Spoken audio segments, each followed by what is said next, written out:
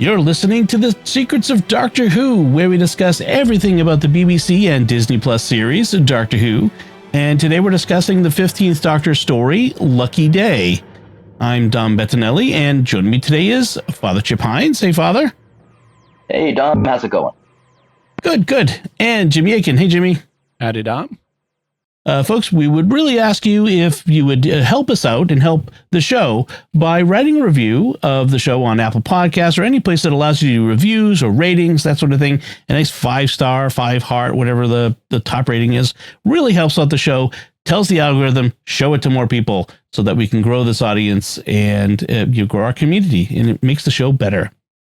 Stick around to the end of the episode. We do have more of your listener feedback on some of our recent discussions, so we would really appreciate that. And so now let's turn it over to Jimmy so he can give us a recap of what happens in Lucky Day. This week, the Doctor and Miss Belinda Chandra land in 2007, where they take a Vindicator read-in and meet a little boy named Conrad Clark. Years later, Conrad sees the TARDIS again and follows the Doctor and Ruby Sunday into a store. They are tracking down a demon dog-type creature known as a Shriek. The Shriek live in a pocket dimension but can come out once a year to hunt. If they mark you, you become the prey that they will hunt next time, and there are certain signs that herald their return. Now, in the present day, Conrad is an internet influencer, and he has Ruby on his podcast, though she won't say much specific about the Doctor or unit. She and Conrad begin a relationship, and things are going well. But when Conrad takes her back to his hometown, the telltale signs of the Shriek return and start happening. They're apparently hunting Conrad, who was marked back in the shop last year. This freaks Ruby out, since she's been having emotional trouble since she stopped traveling with the Doctor, but she calls in unit and takes charge of the situation until they get there. It's quickly revealed that the pending Shriek attack is a hoax. It was perpetrated by Conrad and his followers to expose UNIT and the lies they believe that UNIT has been telling. They don't believe that any aliens exist, and they believe that UNIT is perpetrating a hoax on the country at taxpayer expense. This leads the government to start questioning UNIT in a potentially dangerous way.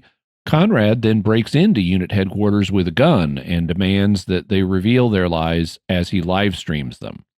Kate then acts in a completely irresponsible way that should A, get her fired, and B, get her imprisoned, because she lets a live Shriek loose to menace Conrad, and it's only after he confesses that he's been lying about something or other that she lets Ruby tase the demon dog into submission. Afterwards, the Doctor materializes the TARDIS around Conrad in prison and makes a preachy speech to him that is just a couple of steps below the one Jodie Whittaker's Doctor made in Orphan 55. Conrad asks the Doctor if he's ever met Belinda Chandra yet, and it's clear that he hadn't, that this is a past version of the Doctor. Conrad tells the Doctor to put him back in his cell, and afterwards Mrs. Flood shows up as the governor of the prison and implies she's going to let Conrad out. The end. Okay, Father Chip, what's your opinion of this one? Well, I like the idea of going back and revisiting a companion who isn't with the Doctor anymore, because I think it's interesting to see how someone can get on with their life after seeing the space and the universe and time and doing all that traveling and seeing all those kind of crazy things and amazing things. And how they get on with their life after that. I think that's potentially interesting and compelling. I thought this episode, while initially interesting, became, just a preachy, what's the word I'm looking for? It became sort of a political screed against, modern day, influencer culture, plus also, modern day politics. It just became something that I didn't think it needed to be. Okay. How about you, Jimmy? I thought this was a good Ruby Sunday story wrapped in a bad preachy story. Mm-hmm. The Ruby Sunday element was good. This was, I enjoyed seeing Ruby again. I really liked their exploration of what it was like for her after she stopped traveling with the doctor. Because and they showed us here something we haven't really seen. I mean, we have checked in on past companions before, but only after they've settled in they either rejoin the team immediately like Tegan did, or it's years later and they've already made the adjustment back to normal life. And this is something we hadn't really seen before of, okay, you just got dropped off. You've seen horrendous dangers that the doctor has saved Earth repeatedly from. And now you're hyper alert. And Ruby is in this hyper alert phase where she sees danger in everything. And Kate even tells her that she thinks that's what's going on with Ruby, that she's just too vigilant at the moment.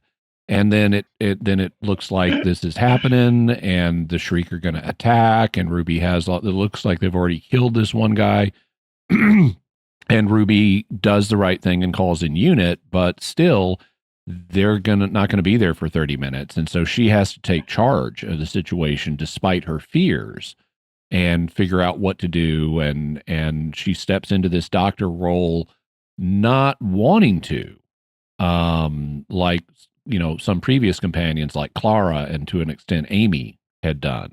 Instead, she doesn't want to be the doctor, and she's forced to be, and that's a nice change up. So I liked this exploration of Ruby's character. I thought that was great, and I liked it up to the point of the twist where Conrad reveals that he's Right.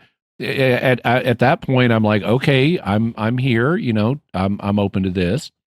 But then they completely ruined it. Mm-hmm. They did not explain Conrad's motivations. Right. Because if you encounter the doctor as a little boy and he gives you a coin and tells you it's your lucky day, and you see the TARDIS disappear, and then your mom thinks you're lying and cuffs you one.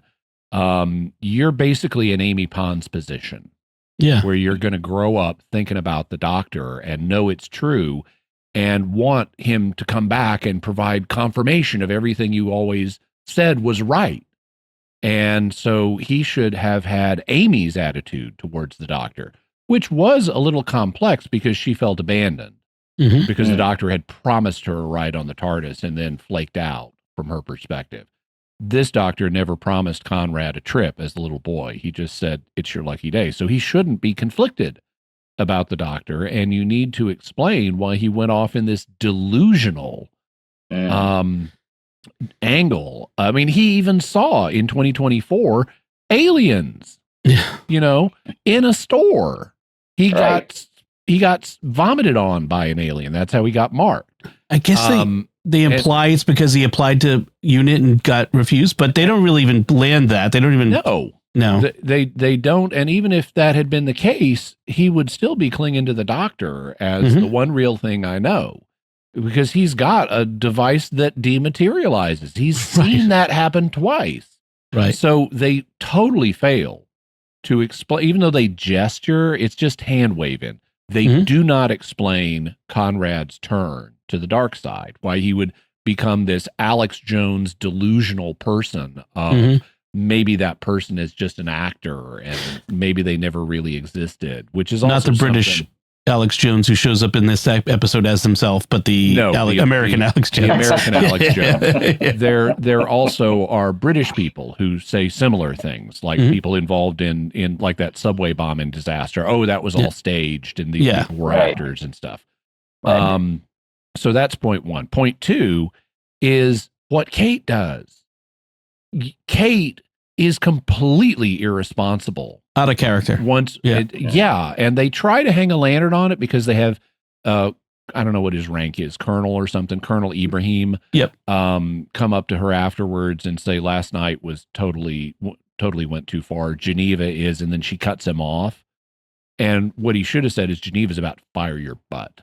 And then they should have, because you do not have a person who's broken in to unit headquarters and is demanding that you tell the truth about all of your lies. Something. you do not release a dangerous alien creature that is targeted on him to menace him. It could rip his jugular in the first second. You know, you don't know you're going to have, well, I mean, I guess they said they like fear, but you still don't know. This is totally irresponsible. Kate should be fired because you do not let, she hints about how they've got this world-ending technology at UNIT that, you know, she says, what happens if our technology is made public and a dictator gets hold of it? Okay, you have to be a very, very, very stable person if you have world-ending technology at your disposal. And she has just demonstrated that she's not. She should be fired and imprisoned for what she did. Right. So hashtag fire and imprison Kate Stewart. Then 3, the Doctor materializes the TARDIS around Conrad in prison and gives him this on-the-nose speech, which is really the authors of the show, and I'm including Russell T. Davies, even though he's not script credited, but he approved this. It's really the authors of the show lecturing significant segments of the population. And it's nothing but a we're more virtuous than you are bad people lecture. Right. And it's so they take a good Ruby Sunday story that I was totally interested in. I liked the twist. You know, I immediately, when we met Conrad, I thought, is this a bad guy? I mean, not as a little boy, but as an adult, I immediately thought, is this a bad guy? And then they won me over. He was being nice, and he seemed like he and Ruby were a good couple. And I'm thinking, okay, maybe this is, you know, not what I was thinking it was going to be. And then they pull the twist. So I was genuinely surprised by the twist. I'm open to the twist. They just need to explain it on the backside. And they had Conrad and his followers be too delusional in terms of thinking no aliens have existed when he himself has seen them. And it just, they ruined this episode. So let me give you my overall, and then we can get into the elements of it. My overall impression is I agree. I liked the Ruby Sunday initial portion, but everything else felt forced and lame. Like, I'm just going to come out and say it. It was lame. It's not that I'm mad that Conrad turns. Like you said, the twist is fine. It's that Conrad is stupid. His ideas are stupid, and it makes Kate and Ruby and everyone else look stupid for falling for it. And everyone is dumber because Conrad is dumb, and they all, and he defeats them at every turn until the end. So it was infuriating watching this. And I will also say, in an 8-episode season, do we really need a Dr. Light episode? You know, we've only got so many episodes these days. You know, I watched Doctor Who because it's Doctor Who. I thought the Doctor was going to show up and interact with Ruby at some point and, you know, help solve the things. But we get the Doctor at the very beginning and at the very end for a very brief time. And that's it. It's like, again, if this was back in the day when we had 20 episodes, you know, even not 40, that long ago. 40 episodes. William Hartnell needs a break one week. Exactly. Like, you know, even 10 years ago, you know, when it was 12 episodes, that would have been okay. Like with Blink or, that sort of thing. But no, in this, it just didn't, it didn't feel worth it. Certainly not for this story. The whole twist moment when he reveals we're just in costume. What exactly did he just prove? We proved that we can dress up as aliens and get the police to respond, like, or, you know, dress up as creatures and get the essentially the police. You didn't out UNIT for anything. In fact, UNIT did exactly what they said they do. Like, right. And I'm sitting there going, what is going on? Like, why are you just standing there? Why, like, leave, don't stop letting, you know, they're recording you and making fun of you and mocking you. Either arrest them or leave. But I mean, arrest them because they filed a false police report, essentially causing, you know, public disorder, however you want to put it. But they did arrest him eventually. And then let him go because a bunch of people online were mad. And, you know, like, come on, like, none of it was believable. all of it was stupid. Except the podcasters are a bad thing. That's true. Actually, all podcasters are bad. But I was just so mad at the end of this. And then the lecture from the doctor, because like, as you said, Orphan 55 gave me flashbacks to that. Not quite that level, but the doctor is so vengeful. So he hates Conrad so much. He's so unforgiving, condemns him to this future. I'm going to tell you exactly how you die. You are nothing. It's so awful. Like, I've seen the doctor approach much worse people with much more kid gloves, much more compassion. Yeah, than he did with Conrad. And I'm sorry, I don't know if I should bring this up. You can't leave us hanging now. The bad guys. The bad guys, who was Conrad demographically compared to everyone else? Who was Jordan Lang demographically compared to everyone else? There are no, he's the bad, white male stereotype again, villain. We keep doing this in Doctor Who. Just like there were 3 episodes earlier in the series opener. Yeah, I'm not saying you can't never, but it just seems to be where we're setting up this trope of, it's always like from now on, whenever I see, a white male, straight white male. Yeah. I'm going to assume that he's going to be the bad guy in this episode. It's frustrating. I'm not saying you can't be the bad guy. It's just, it's always the bad guy.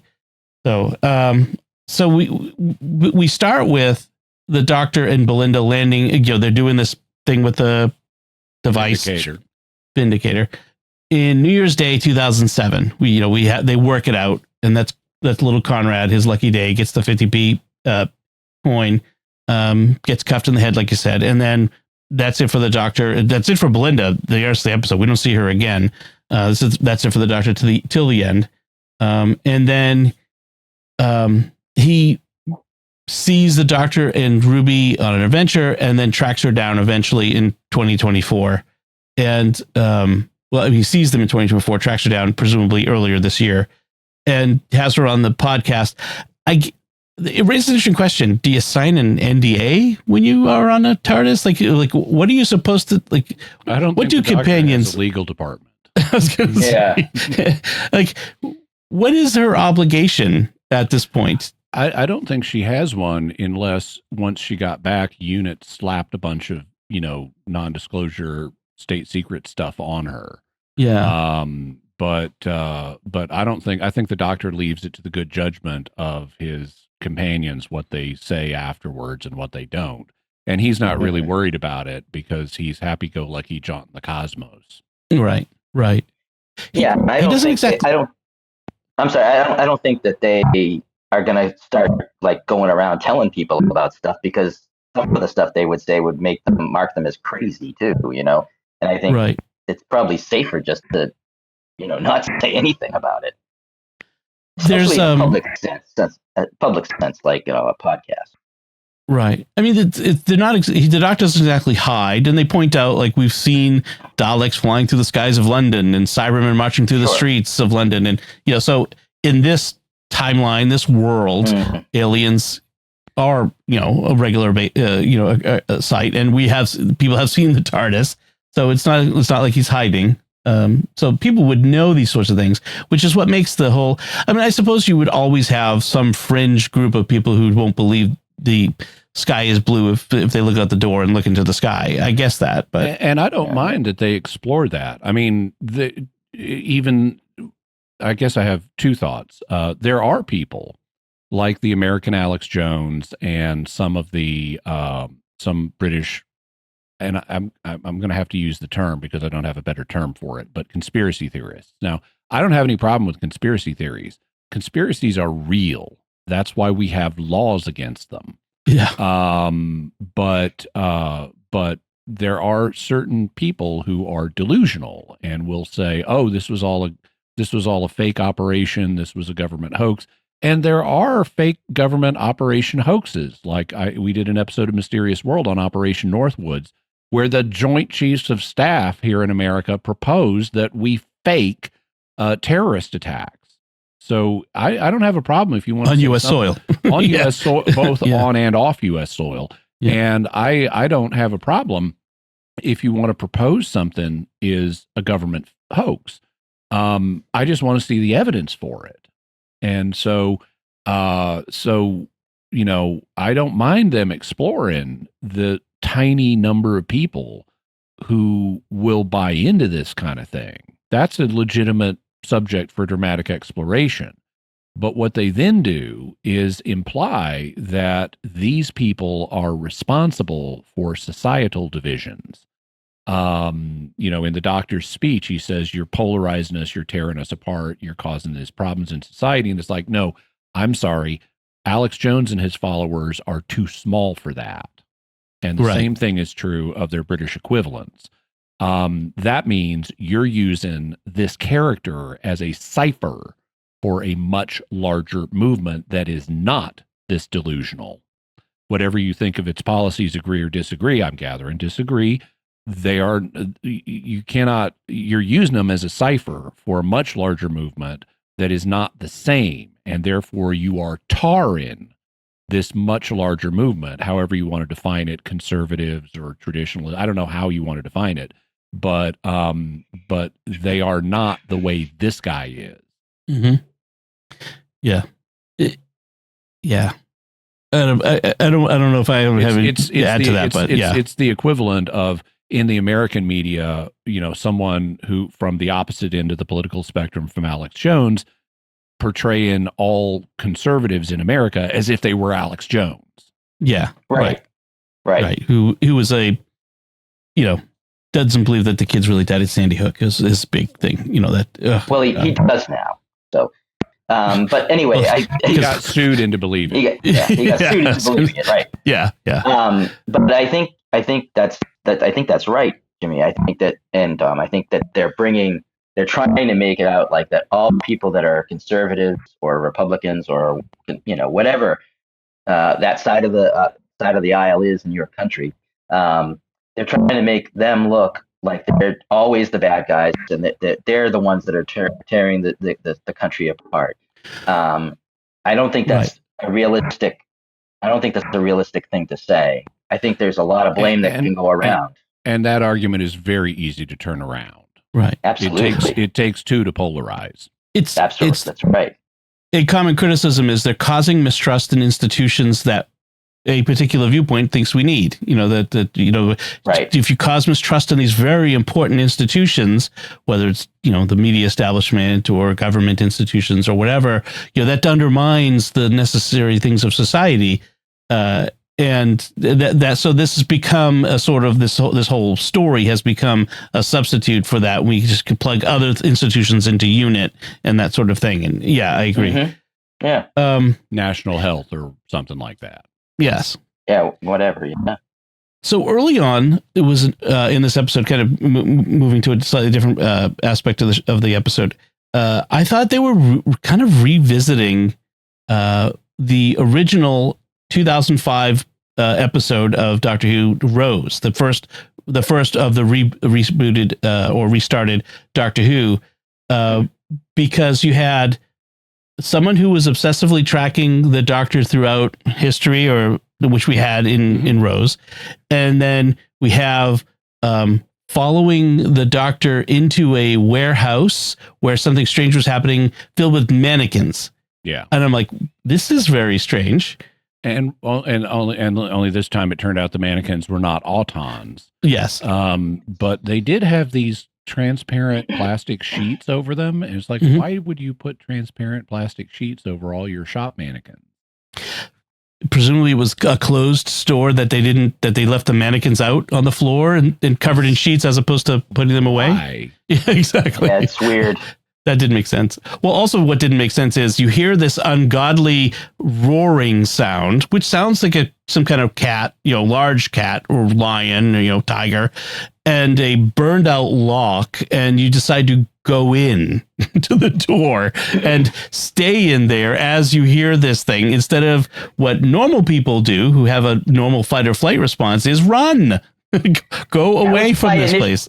That was my initial thought right off the bat. As soon as he started hearing the thing, I was like, get out. Why are you staying in there? Yes. Go somewhere else. Go somewhere else. Yep. And then we have, once we find out, looking back at the first half of the episode, once we find the twist, the elaborate steps that Conrad went to have his friend Alfie, who's an electronics whiz, apparently, messing with the bus station sign and messing with the lights in the pub in order to do what to Ruby? Like, it was just a weird thing. Well, it's to fake her out into calling unit by making her think the Shriek are going to return. Yeah. It's just so deliberately cruel. Just like, it's just so awful. And I just can't. And that's okay if you explain why this nice little boy ended up awful, but they didn't. Yeah. No. Right. He's just awful because he needs to be awful. Yeah. And I did like seeing Carla Sunday and Cherry Sunday again, and they were great. And her mom, and it was nice to see the two families getting together. Yeah, yes. I mean, getting along. So, Ruby's adoptive family and her biological family are getting along together fine, and that's great. Yes. That was great. Yep.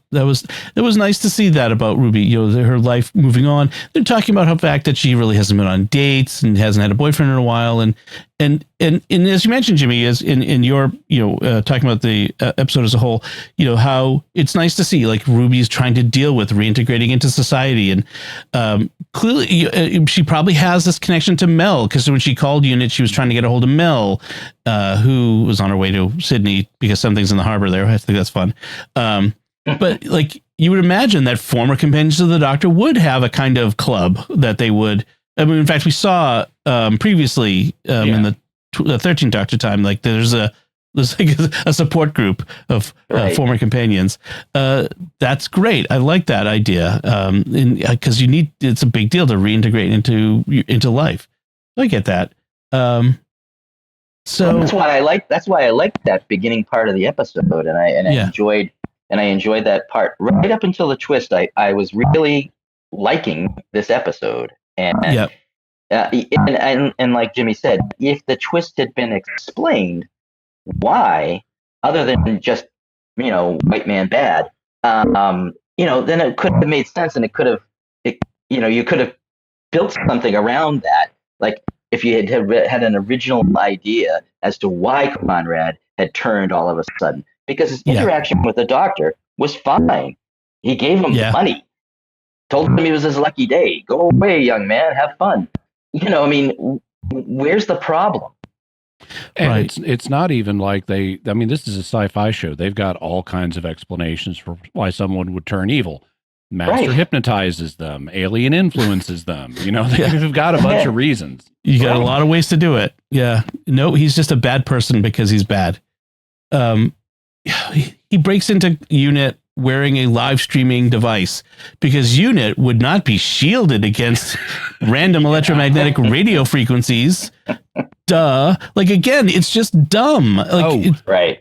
That reminds me of something else. So they have this Unit scientific consultant, Shirley, who's in the wheelchair. Right.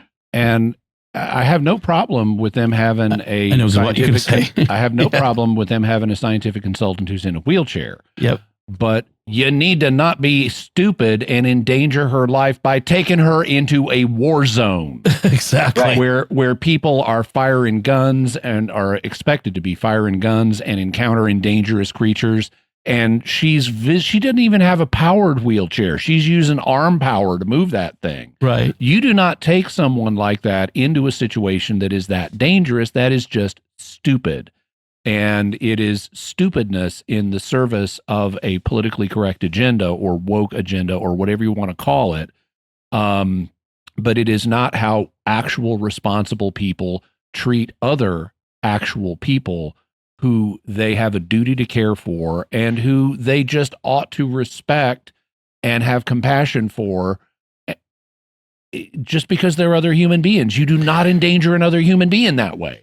They also have a gratuitous remark from, I think it was either Conrad or one of his co-conspirators, about her, being in a wheelchair, sucking up government resources, as in like getting government benefits or something, which is, how do you know that she is? She's working a job. She works for the unit. Like this, it just seemed like a gratuitous slam at people who don't like people living on the dole. I don't know. It's just that was kind of dumb. I did like one line Conrad got, though. Since he's questioning everything, he even questions whether Ruby Sunday is Ruby's name. He says, is that even your name, Ruby Sunday? Because it's ridiculous. It's like, okay, fair point. Fair point. After the ridiculous explanation we got for it at the end of last season, that's a totally fair point. It's a fair point. But the thing, like, I have this note to here in the midst of that scene in the unit headquarters. I'm like, could anyone be as dense and as obstinate as Conrad clearly is? Because even to the point where, like, the things in his face, he's clearly afraid for his life. He's about to die. And then Ruby, unrealistically, leaps in and tases the thing at the last second. And then he says, "Oh, your CGI is getting better." Like, is anyone that bad? I mean, maybe someone is, but gosh. I took that as posturing on his part. To try to recover some of his dignity after having just lost it all. Yeah, I guess so. Also, them letting him spray the room with the machine gun fire, again, just irresponsible on Kate's part. Kate, and she didn't let other people take him down. Yeah. Tase him. or shoot him. Yeah. Right. Kate was just so unbelievably out of character here. Although I'm sorry, go ahead. I was just going to say, I'm with Kate on the "don't you dare say a bad word about the break." Yeah, but that if that was proximate to her becoming an irresponsible. Yes, it raises a question. If I was on an oversight committee and watching the video footage of all this, I was like, so what role did that comment play in your thought process here, Miss Stewart? Because that if you're so thin-skinned about your father that it leads you to act irresponsibly, that's just another reason you need to be fired and imprisoned. Right. I think that could be the title of this episode: Fire and Imprisoned. Yes. Fire Kate. Fire Kate. I think I'm kind of surprised that the actress wouldn't say something to the writers about this. I mean, I know they get paid to do it. Yeah, I hope she did, because you get paid to do a job, but even you're looking at the lines and you're saying, really, I'm doing what now? I mean, it just seems so out of character. Yeah. For Kate, that right. The actress herself should have said something. Maybe she did. Maybe she was told, just be quiet and say your lines. But Right. You don't have to take the job either. Right. So my next note in my notes is, oh, good, we also get the lecture. Yeah. And so we've talked a bit about that. Someone who wasn't even here to observe the events of this episode. Well, right. He's apparently he's mad at is he hurt Ruby's feelings. Like he used, which as a good friend, I would agree, that you should stand up for your friend against this awful person. But it's like he's made a special point to travel back to Earth and to show up and take Conrad into the TARDIS in order to chastise him. I'm not sure, like, if he had a different, like, was he thinking that by showing him the TARDIS interior that he'll show that no, this stuff is real, and that Conrad would have a change of heart? And when Conrad continues to be a boorish jerk, he decides to dress him down and tell him you're nothing and you're going to turn to ash in the cell and be and have no consequence to history. Weird. Yeah, it's a really weird scene. And given that Mrs. Flood implies she's going to let him out, we may see Conrad again at the end of this season. I don't know if we will, but we may. Oh, good. Yeah, he says flatly. Yeah. Yeah. Mrs. And that's the Mrs. Flood appearance in this episode. Is she's the jailer. So clearly she's not a benign force. I think we've kind of established she's not in a benign force. She's not on the doctor's side necessarily. She's I don't know what she is. I'm not saying she's malevolent yet, but I think she's a villain. Okay, all right, maybe she is. I guess it's enough so far that to say that. Yeah, they're certainly implying she's a villain. That's not to say they couldn't change it, but that's the implication. Yeah, and probably not Susan. I mean, unless it's a Susan who's mad, who's mad at the doctor, which would be terrible. That would be a bad Susan return. Yeah, oh man, that would be awesome. We speculated a number of times about the possible identity of Mrs. Flood, so we don't probably need to retread that. Any other notes on this episode, Father Chip?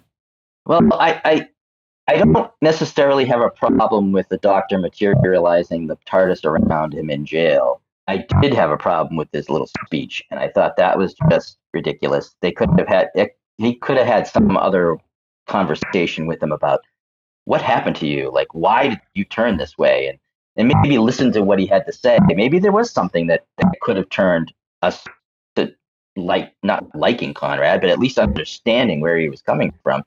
But they didn't have that. They didn't even bother to have that conversation. And, I think that if they had done something like that, just getting back to Jimmy's point, I mean, just explain to us why this guy's the bad guy. I just want to return back to what I said earlier. I really was trying to enjoy this episode because I really liked the premise of returning and seeing what happened to Ruby Sunday. Ruby Tuesday. Ruby Sunday. Because I just wanted to. I didn't necessarily like her the way that she was portrayed in the previous season, but this is a great story idea. Like, go back, see what happens, see what trouble she has. Oh, she has trouble getting in love. She has trouble doing this. She has trouble finding a job. Whatever it is. And then to just go and gaslight her, that's not how you treat a character either. I mean, at least the character that you like, if you're a writer. Well, I could redeem that if I were a writer and say, okay, this could be a lesson for Ruby. Sure. People can hoax you. You can be too vigilant. And as weird as it seems, that's actually a sign that the fact you got hoaxed here is a sign you need to actually let your shields down a little bit or something. You need to make some kind of adjustment. What I didn't like about the episode was just that it showed they have a good idea and then they ruin it. And they ruin it because they want to virtue signal. They want to portray themselves, the writers, the producers, as on the side of right.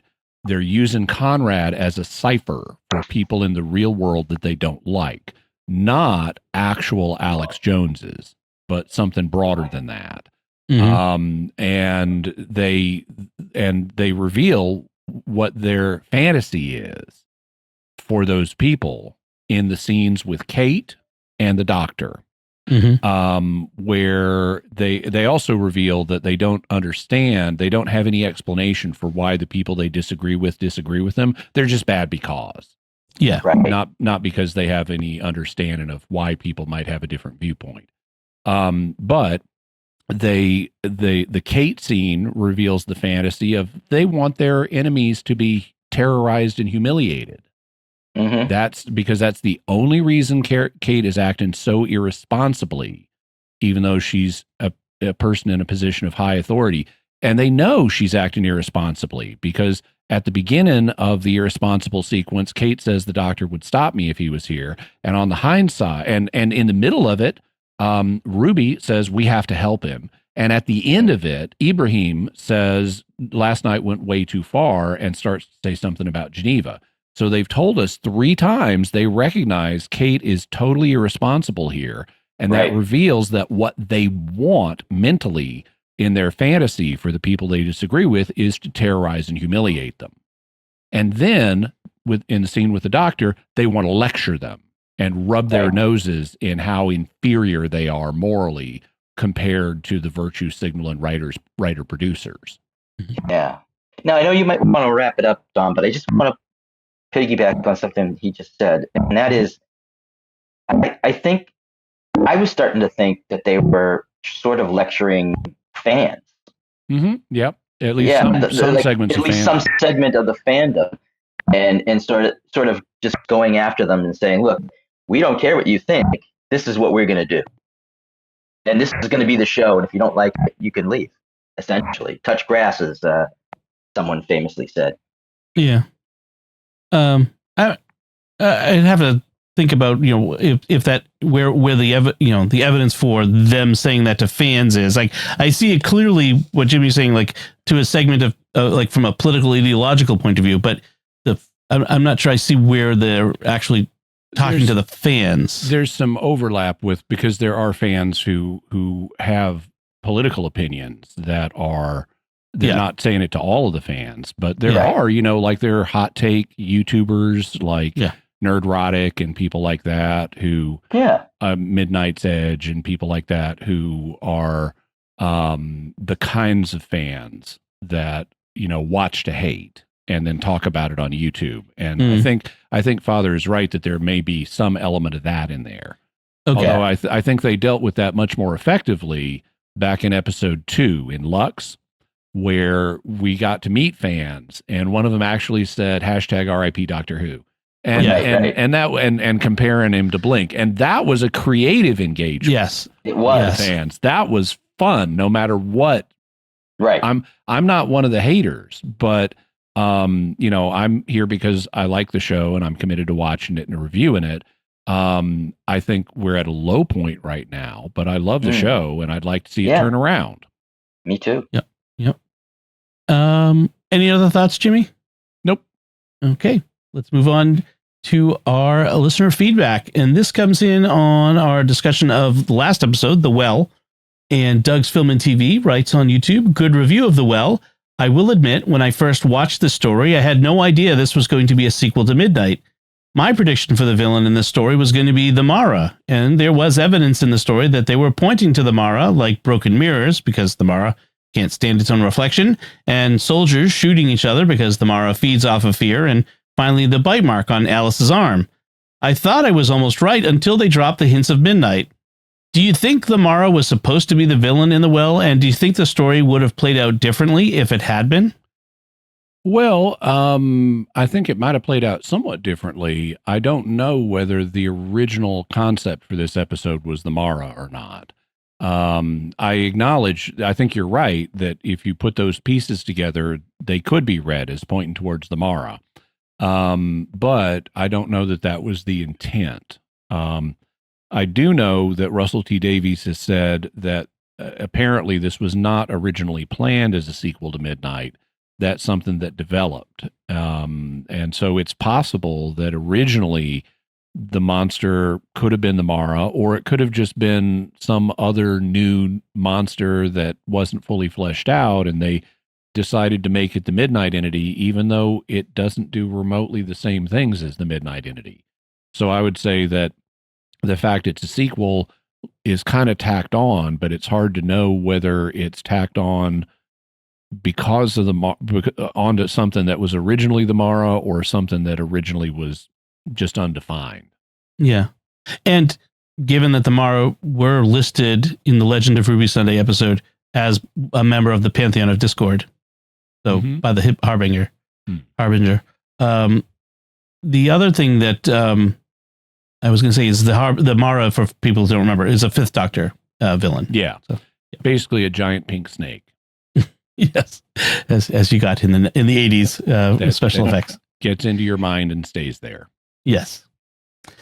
All right. Well, thank you, Doug's Film and TV. We always appreciate your comments. And now we want to take a moment to thank our patrons who make it possible for us to create The Secrets of Doctor Who, including Daniel C., Barrett H., Philip D., James C., and Kyle M.